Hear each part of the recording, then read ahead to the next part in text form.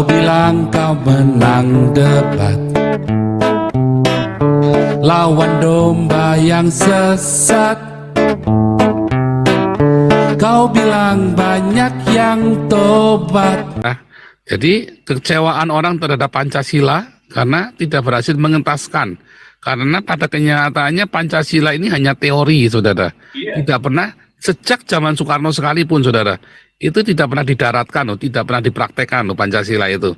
Sejak zaman Soekarno, sejak 17 Agustus 1945 pun, Pancasila itu tidak pernah dipraktekkan secara nyata di Indonesia. Sampai dengan detik hari ini, justru Belanda, Jerman, Amerika, mereka mengadopsi Pancasila itu, dicuri Pancasilamu itu, saudara. Cina, dicuri Pancasilamu, saudara, sama negara-negara, sama bangsa-bangsa di dunia ini, karena mereka melihat bahwa Soekarno menciptakan filosofi Pancasila ini, ya itu sangat baik, dan Pancasila ini tidak bertentangan dengan kekristenan, loh, saudara. Ajaran di dalam Pancasila ini tidak bertentangan sama sekali dengan ajaran agama Kristen. Itulah sebabnya kita bawa Pancasila ini, ya, karena tidak bertentangan dengan ajaran iman kita orang Kristen, saudara. Jadi kalau saudara lalai dengan Pancasila, ya, wah, saudara sedang melalaikan iman Kristen sebetulnya, ya. Jadi itu yang penting, saudara, itu penting. Makanya kita bikin Galarwa Academy. Ya, silakan Pak Santi Amar, lanjut. Ya, terima kasih Pastor Paul. Ini sangat menarik ya, dan sangat menariknya itu sangat kritis. Kritisnya itu kalau kita tidak hati-hati, benar. Jadi ibarat ini serangan yang mematikan, subtil dia. Ya, namanya subtil, pelan, tapi pasti dan mematikan. Nah, sekarang kenapa khilafah ini begitu begitu selalu didengung-dengungkan kelompok-kelompok tertentu, utamanya di Indonesia? Karena pertama, khilafah itu sifatnya adalah berpemerintahan tunggal, ya, berdasarkan syariat Islam. Yang kedua, ini adalah gerakan, bukan hanya gerakan di Indonesia, ini transnasional, ini global. Jadi para khalifatur itu pemimpin daripada khilafah menginginkan suatu negara Islam di dunia ini, satu negara tunggal. Jadi ini sama dengan one world order, ya, sama dengan sebenarnya antikris menginginkan suatu negara Islam tunggal di dunia. Nah, konsep tentang kenegaraan negara syariat Islam ini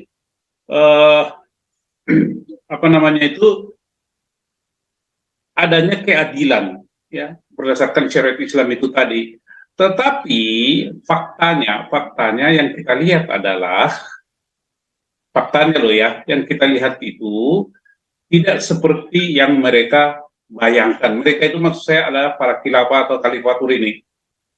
Kita akan melihat Bapak Ibu, ya, apa tanggapan daripada, tapi kalau saya nggak percaya ini tanggapan daripada para petinggi di Indonesia ini. Bagi saya itu tanggapan itu adalah bius. Hati-hati, bius. Contoh, Wakil Presiden Ma'ruf Amin, dia mengatakan apa? Tidak ada negara normal yang gunakan sistem khilafah. Catat, saya garis bawahi, tidak ada negara normal. Nah, sekarang Indonesia ini normal atau tidak? Itu bersayap kan omongannya kan? Hati-hati. Tidak ada negara normal, tapi kalau Indonesia tidak normal, ya masuk dong sistem khilafah. Itu kan suatu pesan yang apa itu namanya? Cantik mainnya, itu yang saya bilang subtil. Hati-hati, hati-hati. Kemudian Mahfud dia bilang, oh, khilafah itu bukan dari Al-Quran, khilafah ciptaan ulama. Lalu ulama itu siapa? Ya kan? Ulama itu siapa? Halus, ya, mainnya halus gitu ya, subtil. Saya bukan menuduh ya, tapi kita harus hati-hati. Tetapi kalau di ada lagi itu namanya paradoks, Pak.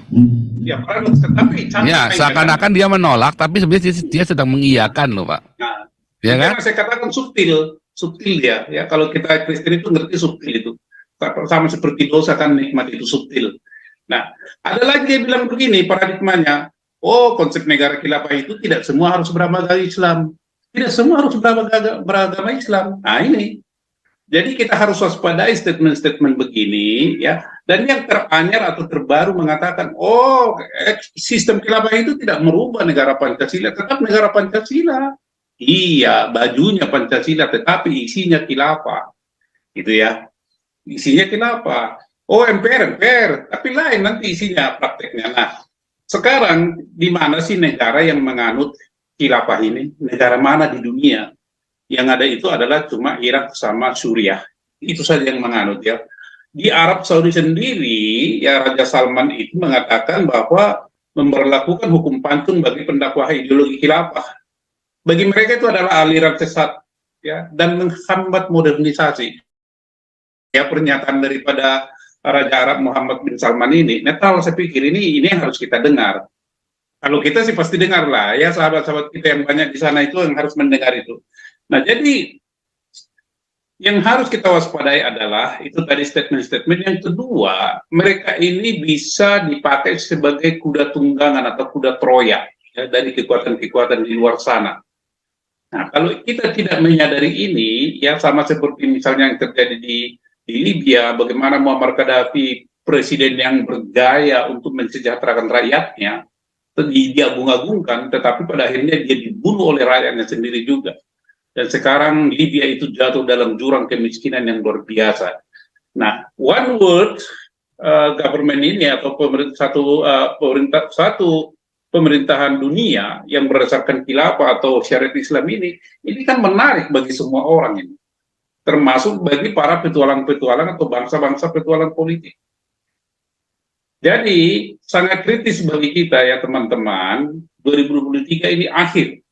Dan dalam konteks inilah oleh Pastor Paul dan kita berikan Galarua ini bukan masalah besarnya kontribusi apa kita fight, ya. Jadi sekarang itu pertempuran bukan lagi dengan senjata modern atau apa, tetapi pertempuran ini sudah ada di pikiran, battle mind, ya, di pikiran ini melawan roh. Kalau saya pinjam istilah Pastor itu melawan roh, bukan fisik begitu. Nah, oleh karena itu menariknya lagi khilafah ini adalah apa? Pertama, saya mengatakan ini, ya mudah-mudahan aja didengarlah para petinggi di negara ini. Gagalnya para penyelenggara negara dan penyelenggara pemerintahan membuktikan bahwa Pancasila itu sakti. Dalam tanda kutip, bolehlah saya katakan bahwa banyak petinggi atau penyelenggara negara di Indonesia, termasuk parpol, ya, termasuk para parpol itu dan pemerintahan itu berkhianat terhadap Pancasila. Maka, ya, analogi dan fakta yang diceritakan oleh Pastor Paul Dang, ya, Andalusia yang jatuh ke tangan mereka sama dengan di Indonesia ini. Kecewa, oh ini Pancasila sakti begini, mana, saktinya di mana? Hibah triliunan mana? Adil sosial mana? Kecewa, masuklah barang ini, ya kan, dengan iming-iming tawaran dan segala macam. Oh, ini jalan keluarnya, habislah Indonesia. Nah, kalau saya begini, bagaimana? Kita harus lihat nanti indikasinya.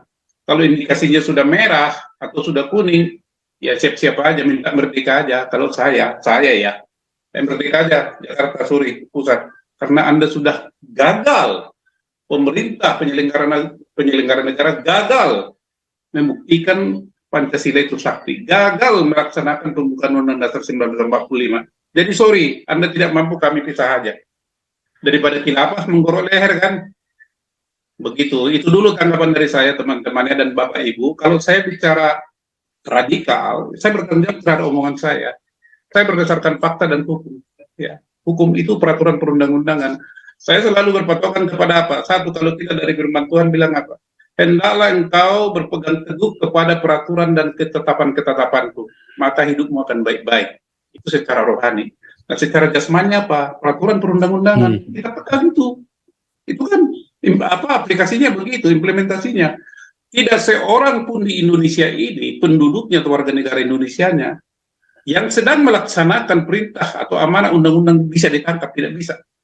Yang menangkap itu yang harus ditangkap. Orang melaksanakan perintah undang-undang kok ditangkap, itu bagaimana? Nah, itu logikanya begitu. Terima kasih ya teman-teman. Jadi kita bergerak cepat, waktu singkat. Bergerak cepat tidak hanya ngomong, kita harus bergerak cepat. ya teman-teman yang sudah tadi disebutkan namanya silakanlah, biar nanti SK-nya diturunkan jadi ketua DPW KSB dulu. Kan target kita sudah tahu Pak ya, bahwa dalam 5 tahun ini di 34 provinsi kita harus ada. Paling lambat 5 tahun ini, paling lambat. Jadi kalau ada 38 provinsi dibagi 5 berarti per tahun kita harus mendirikan atau membentuk Galarua di 7 provinsi minimal per tahun itu. Di kabupaten, ya kabupaten 75% kurang lebih 350 bagi 5 70 per tahun. Nah ini yang harus kita lihat teman-teman ya. Tetapi kembali lagi bagaimana caranya, ini banyak jalan ya, salah satu akademi Galarua Akademi, dan banyak jalan lain lagi.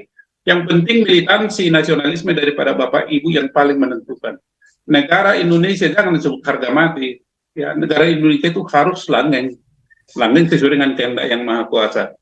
Jadi waktunya singkat, kita bergerak cepat, tetapi tetap dalam perhitungan yang rasional. Betul. Begitu Pastor Paul, terima kasih teman-teman semua.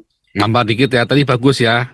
Jadi kekecewaan orang terhadap Pancasila karena tidak berhasil mengentaskan.